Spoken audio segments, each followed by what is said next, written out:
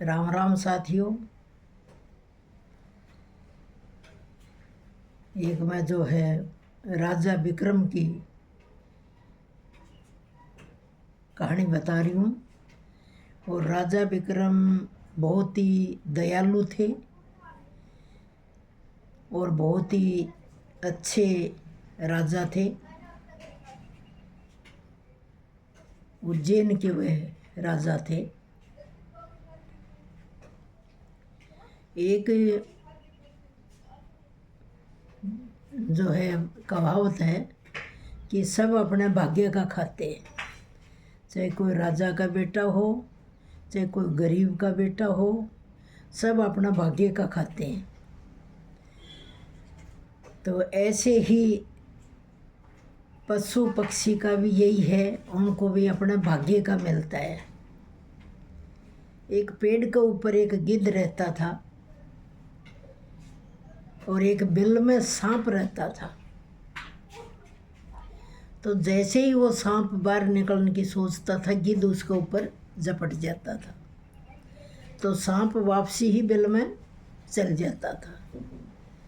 तो उसका निकलना मुश्किल हो गया। और गिद्ध भी इसी शिकार में बैठा था कि ये कब निकले, कब मैं इसको उठाऊं, कब मैं खाऊं।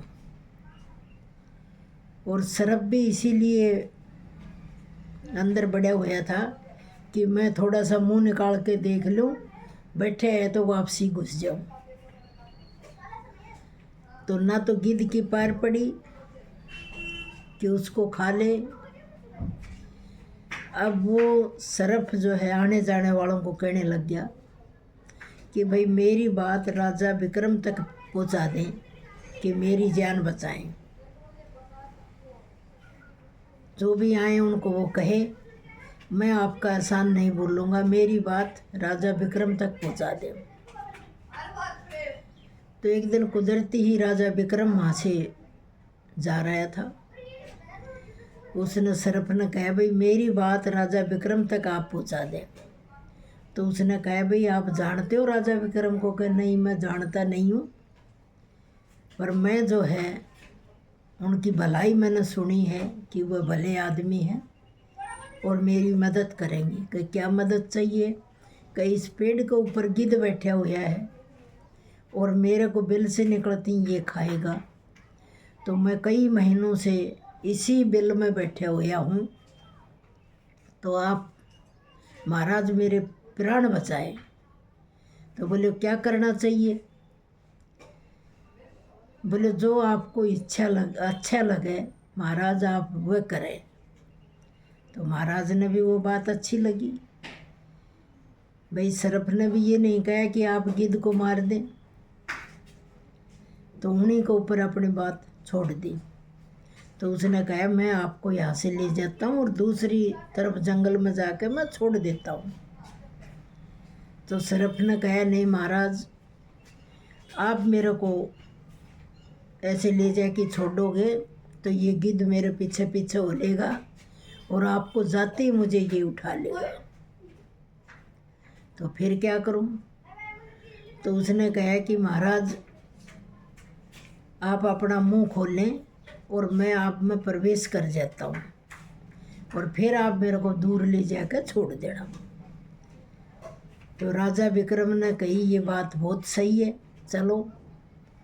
तो राजा विक्रम बैठ गए, उन्होंने अपना मुंह खोल दिया और सर्प उसमें प्रवेश कर गया। तो आगे से जाकर न राजा विक्रम ने कही भाई अब बाहर आ। तो सर्प ने कही मैं बाहर नहीं आऊँगा। क्यों? आपके पेट से के अलावा मुझे कोई ऐसी जगह अच्छी नहीं लगी अगर जो मैं सुरक्षित रह सकूं, मैं यहीं रहूँगा। तो उसने कहा भाई तू तो बड़ा गद्दार निकला, जो आपने वचन दे के ना आप फिर रहे हो। बोले नहीं महाराज मैं यहीं रहूँगा, आपके पेट में ही रहूँगा। तो सर्प में क्या जहर था, अब वो जहर मतलब उसके शरीर में फैलने लग गया। राजा का कोड निकल आया है। तो अब उसने सोची ऐसा कोडी बन के तो मैं राज्य में क्या जाऊँगा। मैं यहीं एक झोपड़ी डलवा लेता हूँ और यहीं रहूँगा।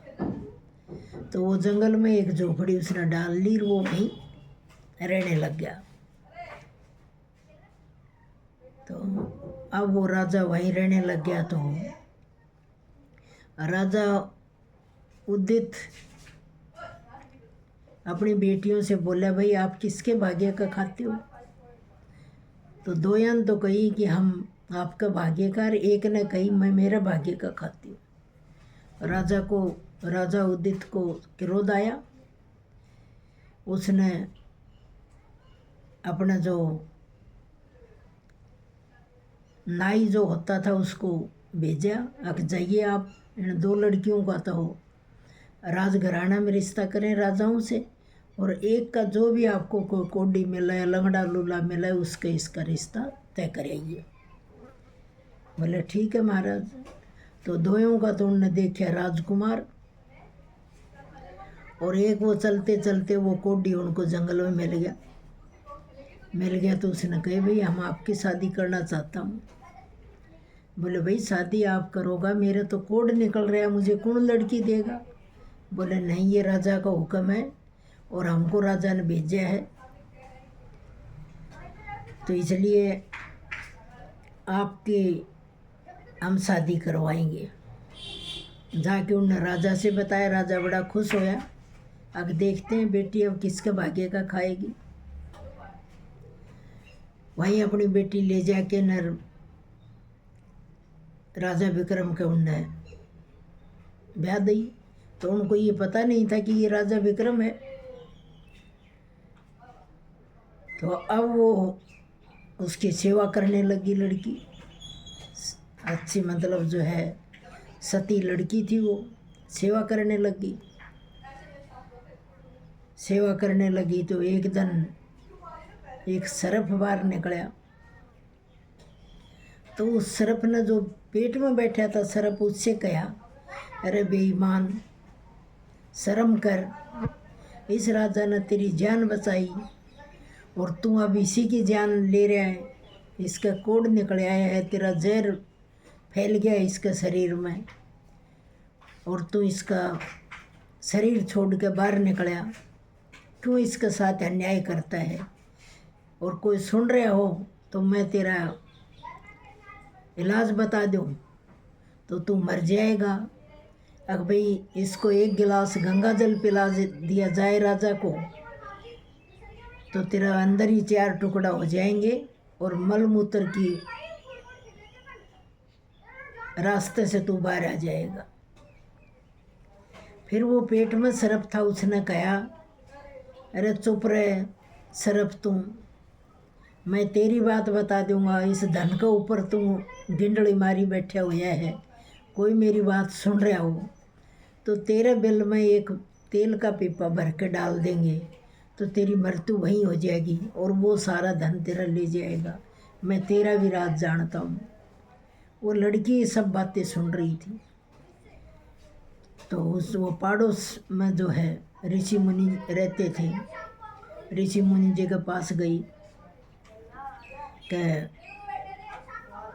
मुनि जी मुझे 1 गिलास गंगा जल का चाहिए। तो उसने कहा, भाई तुम कौन हो? उसने कहा, मैं राजा उदित की बेटी हूँ और मुझे मेरे पति को दवाई के तौर पे ये मुझे पिलाना है। बोले ले जाओ। तो दे दिया उसको।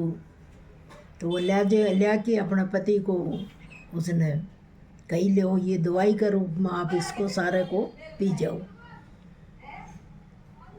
तो राजा विक्रम ने वो पी लिया। पीने के बाद सर्प के टुकड़े टुकड़े होकर मलमूत्र के रास्ते से वो बाहर आ गई। राजा धीरे धीरे सही होने लग गया। तो बिल्कुल अच्छी तरीके से सही हो गया।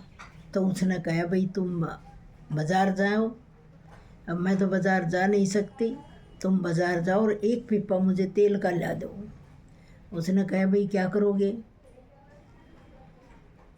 बोले मेरे को ज़रूरत है, आप ले आओ फिर मैं बताऊँगा। तो राजा तेल का पीपा ले आया। उसने गर्म करके उसमें बिल में डाल दिया तो सर्प था, उसकी मृत्यु होगी। उसने रानी ने कही भाई अब इसकी खुदाई करो।